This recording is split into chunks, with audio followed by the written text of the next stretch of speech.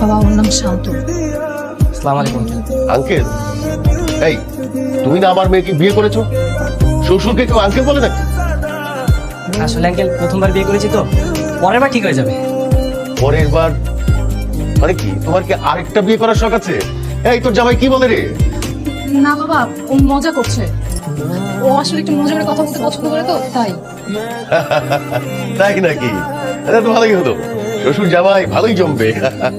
একবার শুধু এই বাসা থেকে বেরোতে দে, আর জীবন তোর সামনে আসবো। সামনে আসবি না মানে?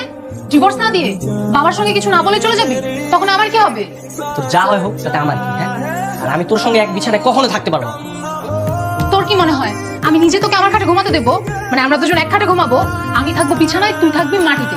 অসম্ভব, আমি মাটিতে থাকতে পারবো না। আমি কেন মাটিতে থাকবো? তুই থাকবি মাটিতে। কারণ রুমটা না আমার, তোর না। তুই তোর বাড়িতে নিয়ে যেতি, তখন তুই যেখানে ঘুমাতে বলতে আমি সেখানে